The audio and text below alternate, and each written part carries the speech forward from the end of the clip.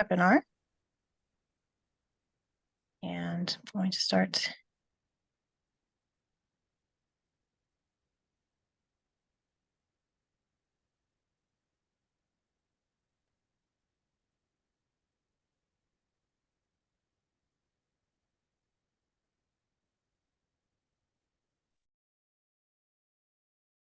And we are preparing to live stream.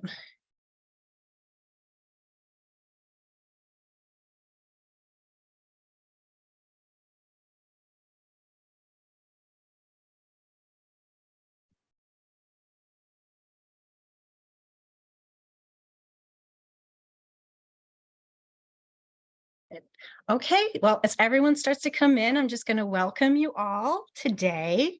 We're here with Sara Letourneau. We're so excited about her webinar. She's a sponsor of Women Publishing Summit. So we're just really happy to see her today. We're going to be discussing her topic, Find Your Voice, 7 Easy Steps to Craft Your Unique Style as a Writer. And I'm just going to do a little Q&A, quick housekeeping kind of stuff right away. First, let me introduce myself. I'm Amy Ayers, and if you don't recognize me, it's because I'm new. I am the new WIP Summit admin, and I'm just going to help direct everyone today through the process of how we usually do these free webinars.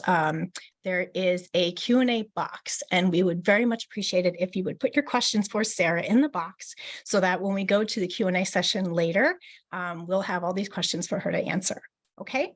Also, just remember this is being recorded, so you definitely will get a replay sent to you at the end of the webinar. And let me just introduce Sara really quickly. Just so excited about you being here, Sara. Okay, so Sara Letourneau is the book coach, editor, and the writing workshop instructor at Heart of the Story Editorial and Coaching Services. She especially enjoys working with female identifying authors, entrepreneurs, influencers, and other writers to help them develop the skills, knowledge, and confidence they need to finish their manuscripts, ensure they're ready for publication, and achieve their writing and publishing goals while embracing their most authentic creative selves. Her expertise ranges from speculative fiction, literary fiction, YA fiction to memoir, business books, and spiritual and self-help nonfiction. Sara is also the co-founder of the Pour Me a Poem open mic series in Mansfield, Massachusetts, and her debut poetry collection, Wild Gardens, will be out in late summer 2024 through Kelsey Books. You can learn more about working with Sara at heartofthestoryeditorial.com. And I love that little plug there for your new book, Wild Gardens. That's exciting. Thank you so much, Amy. That's awesome. Thank you also, Alexa. And hello, everybody. Thank you for being here today. Yes, the name of this webinar is Find Your Voice, 7 Easy Steps to Craft Your Unique Style as a Writer. Now, as a writing coach and book editor, I have found that voice is one of the biggest concern some of my writers have when we begin working together. A few of them have even said, I've heard of this word voice when it comes to writing, but what does it mean? Does my writing even have a voice? Now, even if you're not sure what voice is, chances are your writing already has one, but it's not enough to simply trust that your voice is there. It's important to understand what helps create your voice as a writer. And so with today's webinar, I hope that you'll come away with a clearer understanding of what voice is and all the different elements you can consider and incorporate so that you can feel confident about writing in a way that sounds like, well, like you.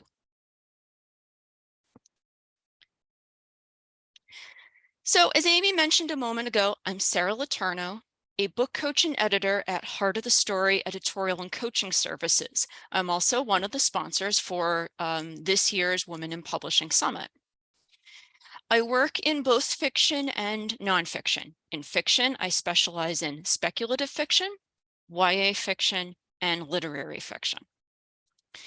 And with nonfiction, I focus on memoir, self-help books, and business books. And as Amy also said, I like either fiction or nonfiction that's got a spirit that embraces spirituality.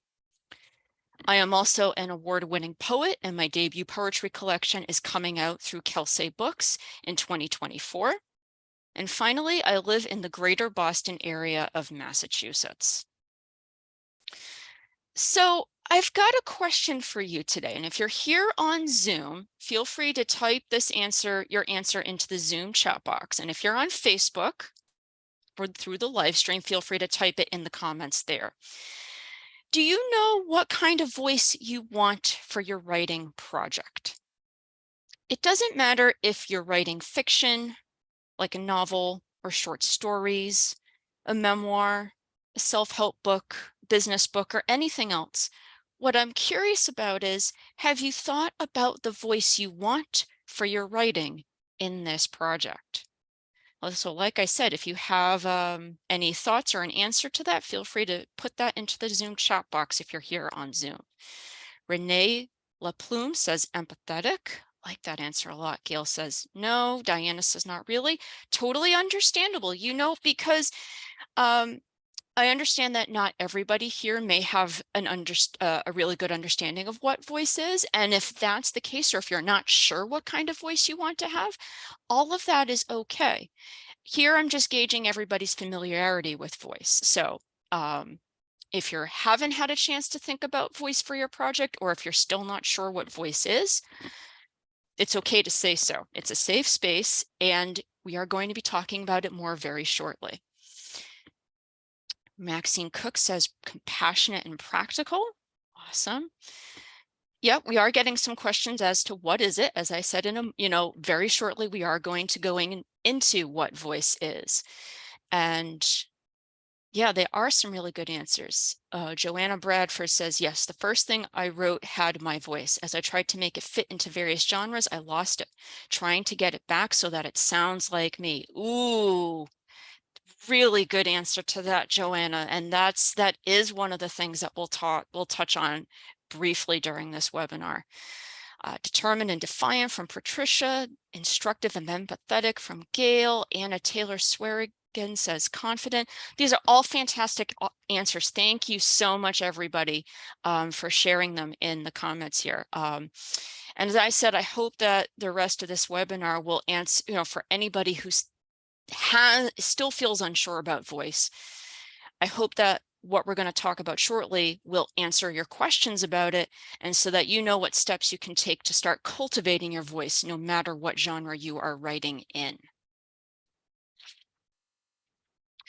Now, here is some, well, maybe it's not good news per se, but let me be honest with you in a way that I hope will reassure you about voice. Figuring out your voice is one of the biggest challenges you will experience as a writer. Sometimes when writers struggle with voice because they're not really sure what it is. Other times it's because they're focusing so much on ensuring their story fits into their genre or meets other expectations that they lose all sense of what makes their writing unique. And again, that is the purpose of today's webinar. And by the end of our time together, I hope you'll come away with greater clarity about what voice is and the kind of voice that will fit your current project and your unique style as a writer, or rather, how to go about discovering that. So here's what we're going to explore together shortly. First, we'll define what voice is so that you have a clear idea of what we're going to talk about over the next 40 to 45 minutes. Then we'll go over the 7 steps you can use to figure out what your writing voice sounds like, so to speak. After that, I'll offer some helpful hints you can turn to while you continue to hone your voice as you work on your current writing project. And since I was one of the sponsors of the 2023 Women in Publishing Summit, I'll take a moment to share how I can support you in your writing, regardless of whether you need help figuring out your voice as a writer or whatever other challenges you may be experiencing. And finally, we'll wrap up with some Q&A in case you have further questions about finding your unique voice. How does that sound? Cool. Great. So with that, let's talk about what voice is when it comes to writing. Here is the working definition I have developed for voice. Voice is your unique way of expressing yourself through writing. It is also often known as your writing style.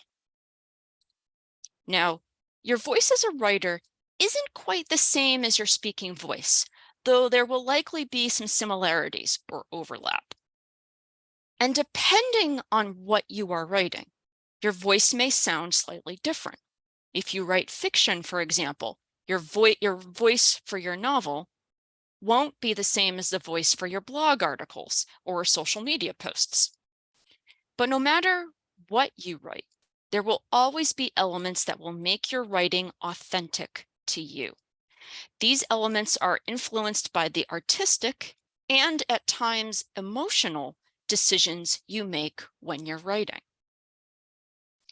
These choices will allow your voice to develop its own flavor, a special combination of tone, vocabulary, flow, and other elements, which we will touch on shortly, that will help your voice become distinct from the writing styles of, let's say, your critique partners, or other writers who work in your genre, or even the authors you admire. So, what are some of the choices that help shape your writing voice? That's what we're going to go into next with the 7 steps to craft your unique writing voice. But before I do that, does that working definition that I shared on the previous slide and the other pointers there give you a better idea of what voice is? Feel free to say so in the Zoom chat box. We got a yes. Getting a few yeses here. Okay, awesome. Great. I'm glad that I could clarify that for all of you. Oh, and some thumbs up too. Awesome. Love seeing that as well. All right. Well, without further ado, let us review the 7 steps to crafting your authentic writing voice. The first step may surprise you. It's your writing project itself. Because yes, your idea for your project plays a huge role in helping you figure out your ideal writing style for it. For instance, if you're writing a memoir that will touch on the ironies and misadventures of a particular time in your life, a humorous writing style would be a natural fit for that. If you're working on a self-help book, right off the bat, you'll want to ensure that your tone is compassionate and empathetic so that your readers will feel like you're guiding them through their journey and understanding of their struggles, which most likely you will be. And if your project is a fantasy novel with horror elements, well, then your writing style will need to reflect the darkness, violence, and spooky or scary elements the story will include. So when you think about how your writing project will influence the voice, consider what the project will cover and the genre you're writing in. You can also ask yourself questions like, if I had to summarize the main idea of my project to someone else, what would I tell them? What topics, subject matter, or themes would it explore? Because those topics, subject matters, and themes can often help you determine aspects of your voice, like we were just saying. The second step to consider for your voice is to identify your ideal audience and their interest in your writing project. You can think about your readers from a few different angles. Who is this project intended for? Or who will be most interested in reading your book or other writing project once it's been published? It is also helpful to ask yourself what you know about your audience. Are they mostly women or people of all genders? Is there a specific age range you're targeting? Because depending on your age range, the vocabulary will need to be something you'll consider very carefully. And what are your ideal readers interested in? How familiar will they be with the themes or subject matter you're going to present in your project? Knowing these particulars can help you decide on language choices and a tone that's fitting for your audience. Finally, think about what you want to share with your readers, and what you hope they will take away from your project when they're done reading it. If you're writing a memoir, for example, do you hope to reach readers who have gone through similar experiences, and you want them to feel less alone as they follow your journey? If you're writing a self-help book, do you want to share your advice and insights with people who are facing the same struggles you have overcome and looking to improve this area of their life? And if you're writing fiction, consider why your target audience enjoys the genre you are writing in or what they look for from it. Having this awareness of what your audience is seeking from a project like yours can guide you in making the right choices for your voice in this project. Okay, the third step in finding your unique voice is, I think, one of the most fun steps of this process. It's understanding what you like most about the writing style in your 3 favorite books from the genre you are writing in. Now, these books don't need to cover the same subject matter or themes that your project covers. They only need to be in the same genre. And we're not just talking about why you like these books, period. Rather, let's focus on the voice, the unique way each of these books is written. What do you like about the writing style in each one? Maybe you enjoy how the prose seems to flow smoothly in one book, and you admire the vivid word choices in another. Make note of what appeals to you and whether you want to learn to incorporate those elements into your writing voice. Also, is there anything you dislike about the writing style in each book? Now, the point is not to nitpick your favorite books in this genre. Instead, you are looking at whether aspects of the writing style in each one do not appeal to you, because maybe they are things you want to avoid using in your own writing, and they don't sound like you. So if you like how a book reads as if the author is talking to you face to face, but you don't care for the occasional swearing, you don't have to swear in yours. Just take note of what you like and what you don't like. Step number 4 is along the same lines as step number 3. This time, choose your 3 favorite authors writing in genres outside of the one you are writing in, as well as one author whose writing style you do not like. Now, why are we including these authors in your exploration of voice? Because we often admire our favorite authors for what they do well. And quite often, one of the reasons why we like their work is their writing style. So even if you're writing a memoir and 3 of your favorite authors of all time focus on fiction, there are elements of voice you can still glean from their writing and apply to your own work if you wish. As for the author whose writing style you don't care for, well, like we said earlier, the point isn't to nitpick their style. Rather, you are acknowledging what you don't like about their style and because it's something you may want to leave out of your own writing voice.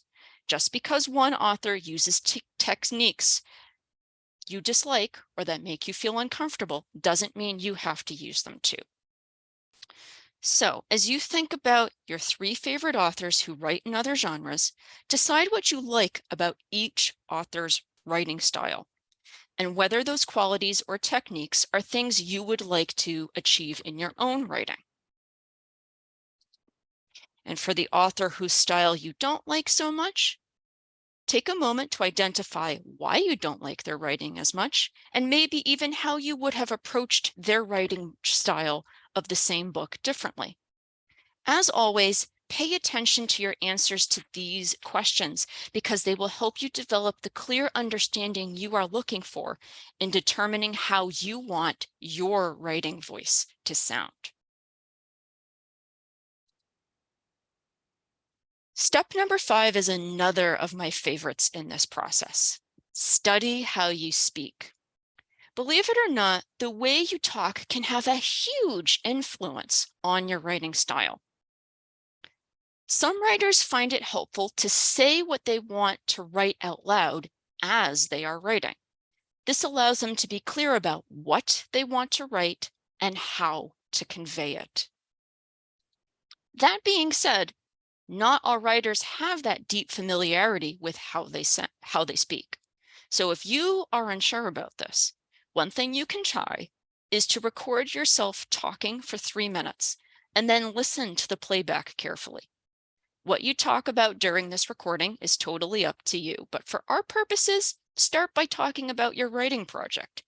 You can use a digital recording device, an app on your phone, or even video recording software to do this.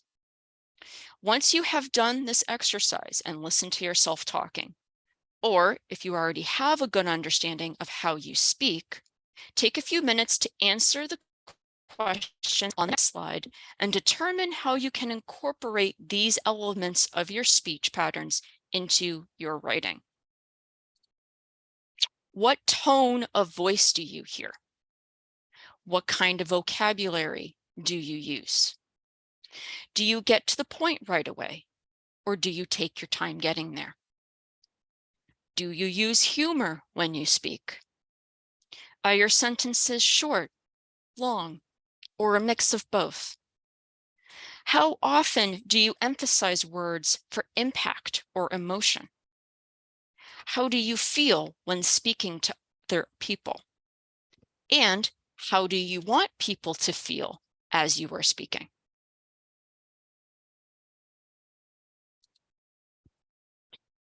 Once you have taken the time to do step number 5, it makes the work you do for step number 6 that much easier. That's because step number 6 is probably the trickiest one of the process. It's all about deciding which stylistic choices in writing fit your personality and the way you express yourself. Many writers might not know what the term stylistic choices means, so let me share a working definition here. When it comes to writing, stylistic choices are the nitty-gritty aspects of how we write, from punctuation and sentence structure to the way we emphasize words or phrases. Just like with your speech patterns, the tiniest decisions you make about your writing can drastically influence how your writing voice sounds.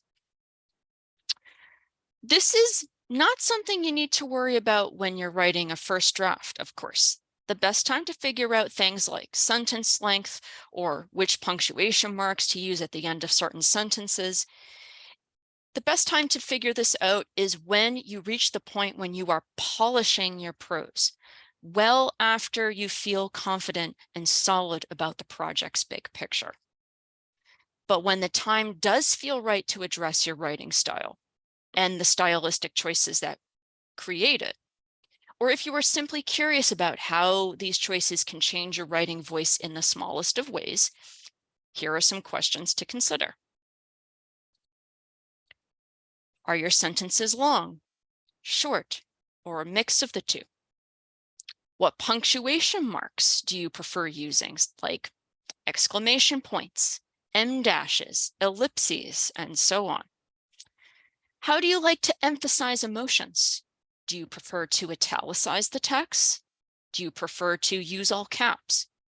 Maybe you like to insert emojis, or do you like to use a mix of different methods? Do you feel comfortable using occasional profanity in your writing, or would you rather avoid it altogether? Which synonyms do you use more often? For instance, would you use maybe or perhaps, smart or astute, old or dilapidated? Or maybe you would use other synonyms entirely. Synonyms of the same words often help with shaping your writing voice, believe it or not. And most importantly, how do these choices contribute to how your voice, excuse me, let me start that again. Most importantly, how do these choices contribute to how your writing voice sounds? Now, some of these questions may have sounded familiar. Remember what we touched on during the previous slide. It's much easier to work on step number 6 of this process after you have completed step number 5. So if you are unsure of how to answer some of the questions you see here, Go back to the previous step and study how you speak. By becoming more aware of your speech patterns, you can develop a stronger grasp on how those patterns can translate over to the stylistic choices in your writing voice. Last but not least, here is step number 7 in figuring out your writing voice. Deciding what kind of experience you want your readers to have with your project. Now, when I say this, what I'm asking is, how do you want your readers to think or feel while they are reading your project or once they are done with it? And this would be once it has been published. If you are writing fiction, are you hoping to entertain your audience or offer them a sense of escape? Do you want them to feel moved or inspired by how the protagonist overcomes their struggles? Or happy about how the primary couple stays together and in love? Or do you want your readers to feel as if they have been on a journey with the characters and they have experienced a roller coaster of emotions along the way? If you are writing nonfiction, either memoir or a different type of nonfiction, you may want to consider not only the reader's experience with your project, but also the actions they can take afterward. For instance, do you plan to encourage them to change an aspect of their lives for the better? If so, what steps or exercises or activities will you recommend to them? It is also important to ask yourself how you want your audience to view you. In other words, what perception do you hope your readers will have of you?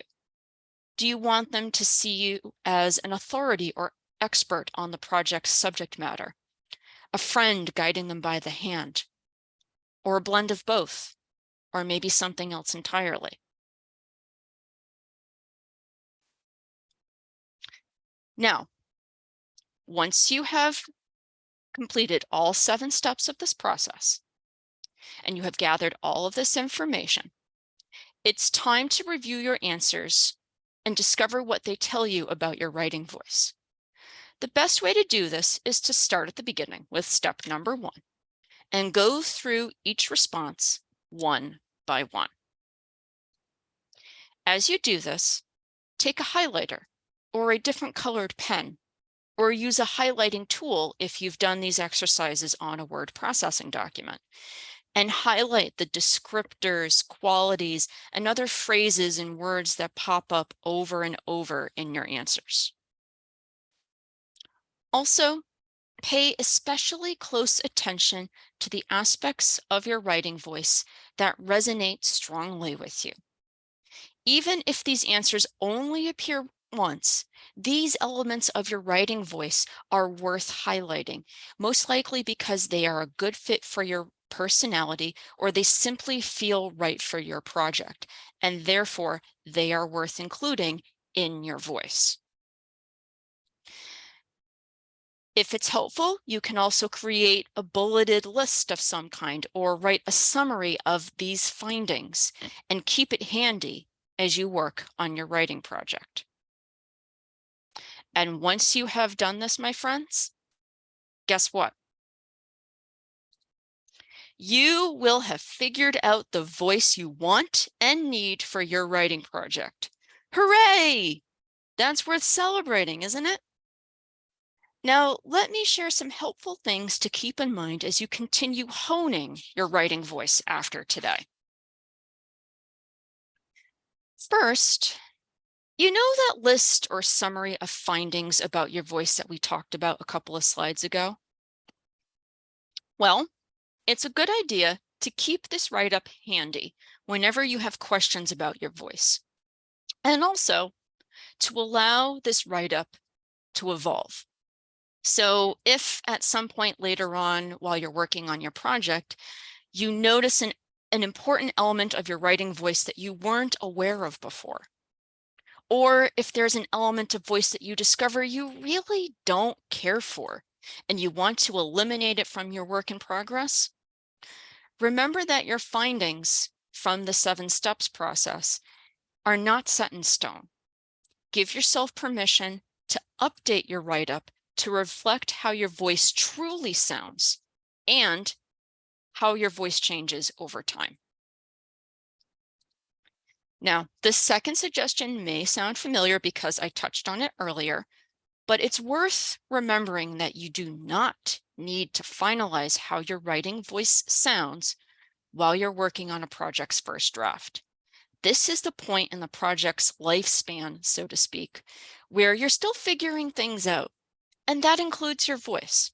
So allow the first draft to be the time when you focus on getting the big picture right. Once you feel confident about that, then you can turn your attention to your prose and shape it to fit your voice. Also, remember to use elements of voice that make you feel comfortable.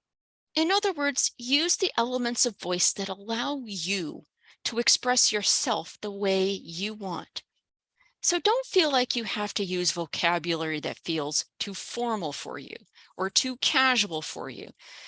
In other words, don't feel obligated to use words that are simply not words you would use just to make your writing appeal to certain people. Because if you start doing this, your writing will stop sounding like you. You deserve to be happy with your writing voice and the choices you make for it. And the readers who will feel connected to you because of your voice will be the readers who need to read your story or hear the messages you want to share through your work. And that by far is the most essential thing to remember about voice in writing. No matter what you are writing, your voice is your authentic expression of who you are. Yes, you may find authors whose writing style you want to emulate. Yes, you may pick up great tips from other writers and publishing professionals that will help you hone your voice. But when it comes to making the final decisions about your voice as a writer or your voice for a particular writing project, it is always far more important to do what feels right for you, because you deserve to sound like you when you write. And once you figure out how your writing voice sounds and you embrace its authenticity, the writing will come more smoothly. The final version of your project will align with your vision for it. And your words and insights will resonate with the readers who really need them. Now, here's another question for you. At any point after today's webinar, do you think you will need more support or help with your writing process?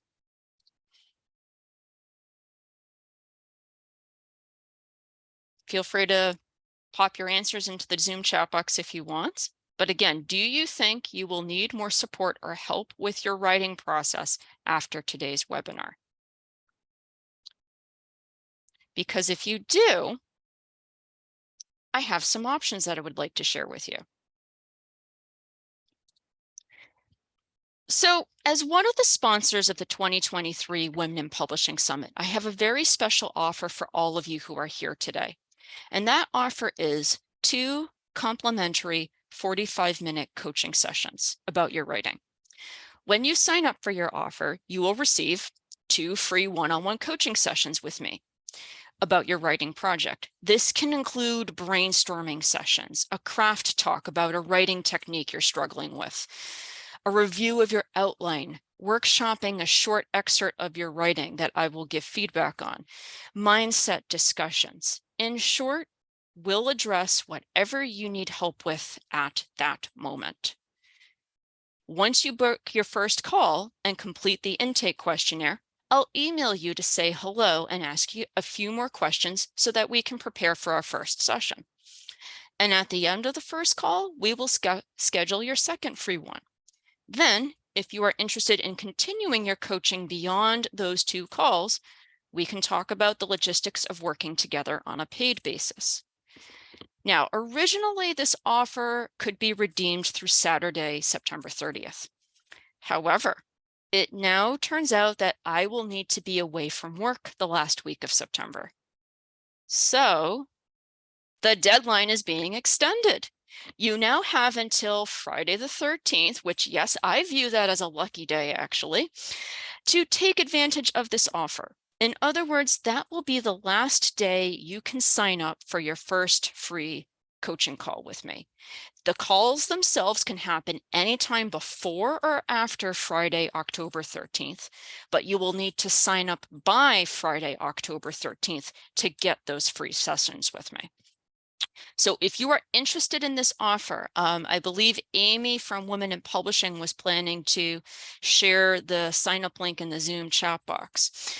So if you're I here just on, put it in for you, Sarah. okay, thank you, Amy. So yeah, if you're here on Zoom, you can go to the Zoom chat box and check out that link now. And if you're watching the live stream on Facebook, we'll make sure that you get access to the same link. Other services I offer for authors and writers include manuscript critiques and editing services such as developmental editing, line editing, and copy editing in the genres I mentioned earlier today. And those are speculative fiction, so fantasy, sci-fi, dystopian, magical realism, YA fiction, literary fiction, memoir, self-help books, business books, and I also do poetry since I'm a poet. I also offer virtual writing classes through Zoom. Right now, these offerings include quarterly poetry workshops. In fact, my next one's going to be happening the first week of November. And new moon journaling circles where we meet on the night of each new moon to relax, do through a guided meditation, learn a little bit of astrology, and free write about whatever is important for us at that moment. And finally, since today's webinar focused on finding your writing voice, you may also be interested in my Find Your Voice Power Hour. During a 90-minute Zoom call, you and I will work through the 7 steps method together to help you develop a stronger grasp on your authentic voice as a writer. It also gives you an opportunity to ask me questions, which will turn this process into a true, it'll make it truly collaborative so that you can feel supported and clear as you figure out what your writing voice sounds like. And with that, do we have any questions? Oh, look, the Heart of the Story mascot, Wesley, has popped up for another visit. Yeah, he likes to come in at the end of webinars and classes and in this manner. That's how we have one of the ways we have a little bit of fun here. But no, seriously, do we have any questions? I'm actually going to take a moment here to stop the sharing so that people can see me as I answer the Q&A. Sounds Okay. good. I can take over for you, Sarah, if you want. If you want, I can just read the questions to you. I'll say the name of the person who sent the question. And please, everyone who has questions, keep putting them in the Q&A box because we have plenty of time to answer them. I'm going to get started. We have a few already. Emily is asking, is your voice the same for all of your different projects? Like if you write a romance novel or a horror novel, is your voice the same in both? There will be elements between the two that will be similar, but they won't be totally the same because horror and romance call for very different tones. They may call for different types of vocabulary too. So in that regard, these stylistic choices, some of them may be different between the two genres, but there may be others that will be the same. So it's one of those yes and no answers because there will be some overlap, but it won't be totally the same just because both genres ask for very different things from the writer. Ooh, Amy, you're on mute. I muted myself. With that question, Kathy is asking something similar. So is there any time in which your voice will change? I know that sometimes, like you said, with genre, not necessarily, but any time that like you have to reconsider voice. Um, could you repeat that, please? Sure. So they're technically asking sort of the same question, depending on the book you're writing. And I know that the last Emily asked about genre. Hmm. So is there a time when your voice does change, specifically like when you go through the questions? Is it always the same? Is that what you're striving for? Um, your voice can change from book to book or series to series. You know, especially as writers go on throughout their career, their voice will mature because their craft will improve. But not only that, but their voice matures as well. Really good example would be Leigh Bardugo, who wrote the Grisha trilogy, the Nine House books, Six of Crows. Another really good example is I cannot believe I am blanking on her name. Who wrote the fantasy books that featured Alana the Knight? I cannot Tamora Pierce. Yes, Tamora Pierce. If you see what her writing style was like when she first started off as an author, and then you compare it to her more recent books, you will see some similarities, but you'll see a big difference because she has grown so much as a writer. Obviously, she's been writing for a very long time. The first Alana book came out in the early 1980s. So, you know, voice is one of those things that will naturally change over time as you get older and also as you become more experienced and skilled in the craft of writing. And even then, and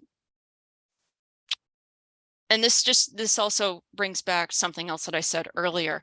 How we write, perhaps for in our creative writing, the voice that we have in our creative writing is often different from the voice that we will share like in our social media posts or in our blog posts. Those will probably sound a little bit closer to how you would, you know, how you may speak naturally, like, you know, like in conversation. Because if you applied a lot of the fiction writing techniques to blog posts or to social media, it might not come across or it might not resonate the same way. So, so that's another example. I mean, then again, novel writing and social media posts are very different things to begin with. Right. So that's just Great another point. example. Great point. Okay. Beth is asking, would writing in first person remove a lot of your writer voice since you should be writing in the character's voice? So this is one of those examples, like if you're writing fiction, and you do write in first person, you do have to consider for that particular project how that character speaks, the words that they would use. And, you know, so they're not necessarily how they would style, but or how they would speak, but you have to, in those instances, you would have to think about how the character expresses themselves. But some of the other things that are part of writing style would still, you know, that are still your decision. Like the little things having to do with punctuation, like would you use an em dash here or an ellipsis here when either one's really an okay fit? There are still decisions like that that you can make that will still reflect a little bit of your own voice. But yeah, when you are writing fiction and you are, sorry, my train of thought just crashed for a moment. When you are writing a first person project like that for fiction, you do have to consider the character as well as your own style. So it's sort of almost like for projects like that, you have to consider a little bit of both. Excellent. Okay. PB is asking, how does this topic relate to point of view? Does it relate at all? Um, Not really. I mean, you know, point of view can play a little bit of point of view actually can influence writing style a little bit. You know, if you, I think about N.K. Jemison's The Fifth Season and the other books in that trilogy, because one of the point of views that she used in that book was the second person, which you rarely see in fiction. And that creates a certain kind of effect that you can't find in first person narration. Or I believe the other two point of views that were used in that book, if I remember correctly, were third person. So even in the same book, if you find that if you see that two different point of view styles are being used and you compare them, you will probably see a slight shift in writing style to accommodate the point of view. But I think you would also find similarities in, between the two point of views in the same book, because it's the same writer and it's the same book. Really interesting. It really Yeah, makes you think. I'm just sitting here that was thinking. one of the things I had not thought of before. So that was a really good question. Thank you. Yeah, that was. Someone's asking, they asking anonymously, do you offer supports for romance writers, specifically steamy contemporary romance? No, romance is not one of the genres I have any experience in. So unfortunately, no, I do not help out with that. I do know other editors and book coaches who work in romance. So if anybody wants referrals, I mean, that's a topic for outside of the webinar, but you can always contact me and I can send you a few names. Well, that's helpful. Can't do every genre, right? No, you can't do every genre. I mean, I realize I do it pretty wide. What I cover is pretty wide, but it's all the stuff that I read. And, Right. and they're all my favorite, I go to those different genres for different things. And as a result, those are the genres that I'm most familiar with. And that's why I specialize in them. So. That makes sense. You would want someone who's like an expert, on that particular genre Yeah. to be the one guiding you through it. Yeah, Okay. absolutely. Kathy is asking, what if your voice tends to Latinate? I hope I'm saying that right. But most experts advise simpler language. Do what feels right for you. But the other one thing you do want to keep in mind is, as you are writing, you do want to make sure that whoever your intended audience is for this project, that they're going to understand you. So no matter what kind of vocabulary you are using, it's always important to make sure that your writing is written clearly enough that your ideas or the dialogue or the scenes, no matter what genre you are writing in, fiction or nonfiction, that everything is written in a way that the reader, excuse me, in your intended audience will be able to understand what you have written. Another genre question. Do you do editing specific to children's fiction? I guess children's books. This includes developmental proofreading, line by line, etc. And where can we find out about the pricing for each? The only children's book or children's level book that I do is young adult. So I do not do things like picture books, middle grade books, and whatnot.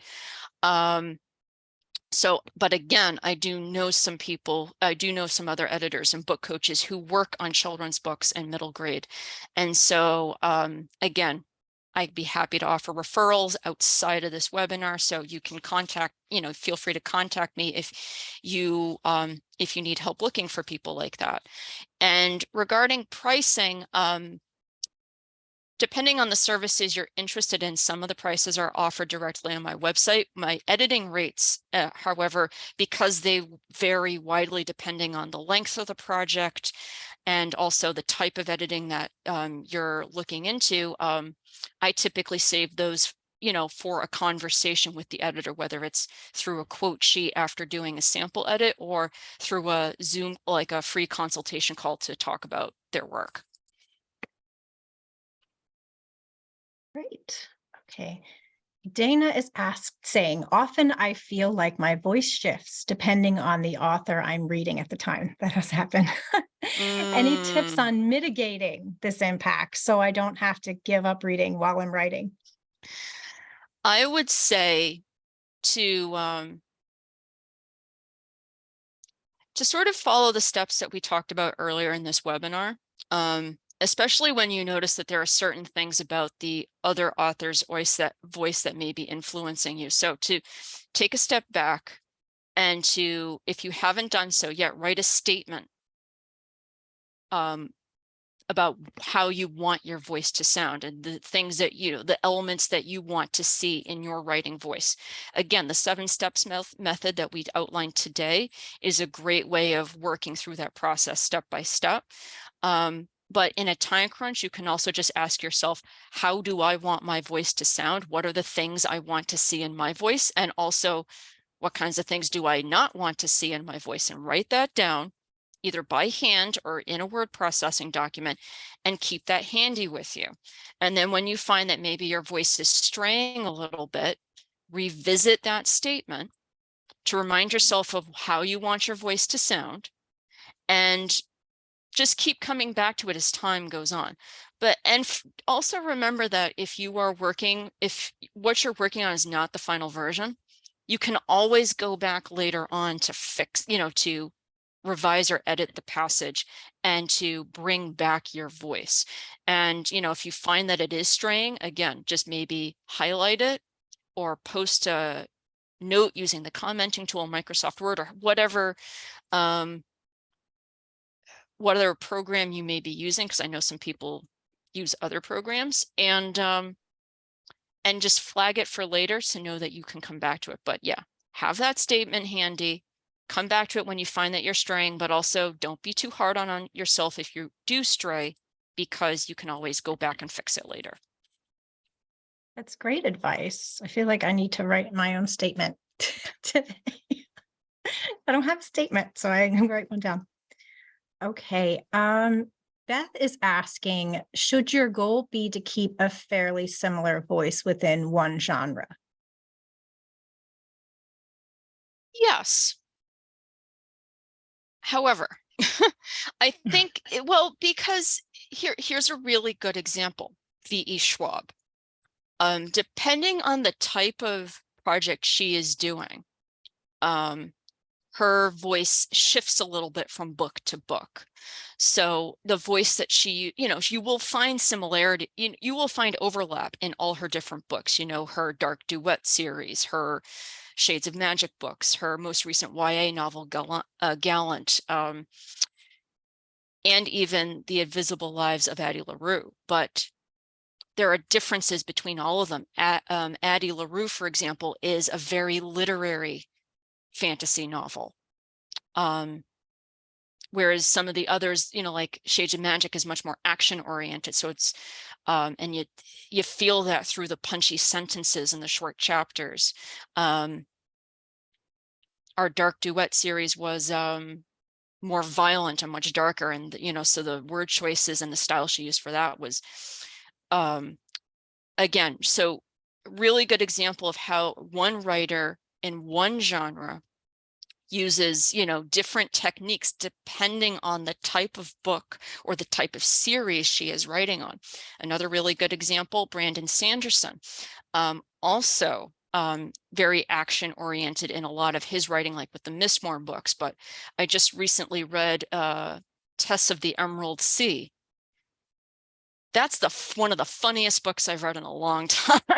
And he typically does, sometimes he does venture into humor in some of his other books, but not the way he does in this. It felt like I was reading Good Omens at times. It had a little bit of that Terry Pratchett feel to it. So yeah, again, it's all about understanding what you're doing for each book and how and whether that needs to be different from other books that you've written, and if so, how.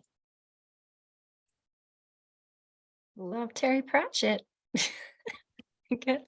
Love it. Great examples. Okay. Mm. We have a couple questions left. I know we have about 5 minutes left. So if anyone wants to get their questions and now hurry, and get them in so we can get them answered. Sarah's happy to answer any that you have. Maxine is asking, how do you ensure your voice remains the same throughout a heptology of connected novels? Ooh, I think that would have to be an answer where I'd need to get a little bit more in depth from, in terms of that project to understand how the novels are connected. I mean, if it's the same, in any kind of series, I think if you were using the 7-step method, you wouldn't be using it for just the first book. You would be using it for the book, for that first book, and then carrying out the same stylistic choices, the same tone, the same everything else throughout the rest of the books. That's in a normal series. Will there be some differences depending on what happens in each book? Of course, but generally you do want a consistent style throughout the same series. Again, that is in a typical series. If there are other things going on that make it a little bit different or a little bit more complex, then we would need to have a deeper conversation to understand, to understand the project more completely. Great. Okay. Oh, we had another one come in. I'll get to that. Okay. So another anonymous question says, can you provide any tips on how to keep your writer voice intact, even as you go through multiple revisions, and especially as you seek the support of editors and others who are reviewing your work in progress? Great question.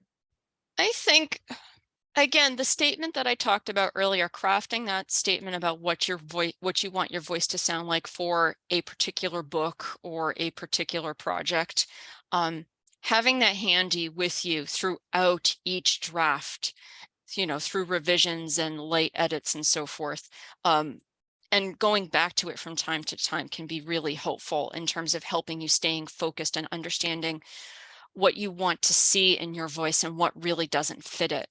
And in terms of what happens when other people, like editors or agents or so on, offer things that don't really fit your voice, remember that you always have, you were the author of the project. And even though you may end up working with other gatekeepers in the industry, you really do have the final say in terms of stylistic choices that impact your voice. Really good example. One of my poems was published in an anthology that came out earlier this year. And when the editor sent me an edited version of the poem to include in the anthology, I actually vetoed a couple of her changes because it wasn't how I would have, her voice was starting to come into my poem a little bit. And so I said, thank you. There were a couple things that I didn't agree with. This is the version I would like, that I'm proposing to send back to you. Let me know if it's okay with you. And she was fine with it. So it's your project. And in the end, even though you may be working with other people, other professionals in the industry to help bring your book out into the world, you do have the final say in terms of things that impact your voice in a book. That's a great answer. The next question, and it's mostly the last question I think that's going to come in today, Gotcha. is related actually. Oh, we have a few more come in. Just kidding. Hopefully we get to them as quickly as we can. The next question actually was very much related to the one you just answered. Mm-hmm. Would you suggest looking for editors who guard your voice? And some tips on that for the author side? Sure. I mean, if protecting your voice is something that is important to you, I mean, obviously you can always mention, I wouldn't say mention up front to the author, but to the editor, but say that you're looking for someone who is going to be conscientious of your writing voice. And, if,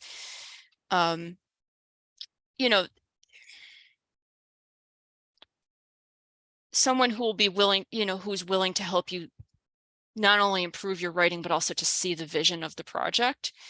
And if it's always important to have that conversation with an editor before you start working with them, because if you have concerns about voice, but you don't want to scare off the editor from working with you, because you do want to make sure that, you know, you have, you know, it's important to have that conversation with them. And so if that is a concern, just do your best to find I don't want to say diplomatic way of wording it, but a way in which that, you know, that shares your concern, but shows that you are also open to feedback from the editor. If there are things that they notice that, you know, maybe inconsistencies or ways in which they can help you improve your voice, among other things in the project. So the best thing to do is have that conversation with any editor that you plan on working with, to make sure that A, they will respect your voice, but that also B, that there is an understanding between the two of you in case something does come up where they notice that there is an inconsistency or something that doesn't feel quite right. When I am editing, like especially with a line edit where I'm paying attention to things like voice, if something doesn't feel quite right, I often query it for the author rather than making an assumption about what word should go here instead or how something should read. So again, I'll just put it in the comment box and ask, or if it's a really pressing question, that's something that really can't wait for the author for their revisions after the edit, I might email them about it beforehand just to ask, hey, I have a question for you about this. What are your thoughts? So if an editor is willing to do things like that for you, especially during a line edit, then you know you have found someone that's going to you know, that's going to respect your voice, but also help you improve it in ways that really that will work for you. Great. Okay. One final question, I think, Mhm. and mostly in the chat, people are just saying, thank you so much for being here. Thank you for your empowerment and all the wonderful things that you've been saying this whole Oh, webinar. thank you so So much. everyone, so much appreciation coming in. Okay, I'm going to answer this or have you answer this one final question, then I'll make sure everyone gets all your contact information and then we'll resend the links and everything. And if there's any issues with links or anything like that, we'll make sure that they get remedied. Okay. The last question that came in is from Kathy, and she's asking, what's the best way to distinguish voice and tone? Tone is part of voice. So so voice is the whole thing that comprises all of the different elements in your writing that make up your writing style. Tone is one of the elements, and tone is you know, sort of the feeling that you know, that is brought into the book through your writing. So like the emotions that you sort of inject into it through your word choices and the imagery and things like that. So tone is an element of voice.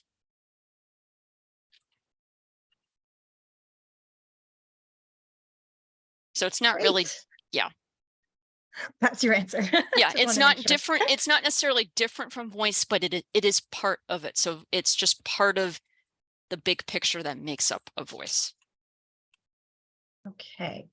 Let me just make sure I'm putting all of your contact info into the chat box. So everything comes up there. They can find where everyone can find you and do your calendar appointments, and the offer is submitted as well. So, and just a reminder to everyone, with the recording, you will get all that information once again. So it's in your inbox and you don't have to worry about searching for it. But excellent job. Thank you so much, Sarah. I was really excited to do this for you Yay! today. So Yeah. And all thank you right. all so much to everybody who came today. I really appreciate the gratitude and the comments the questions that came in. There were some really great questions. Yes, I look forward to hearing from you soon. And good luck with honing Awesome. your writing voice, everybody. It's going to help me for sure. All right, thanks so much again, Sarah. Thanks, You're everyone. welcome.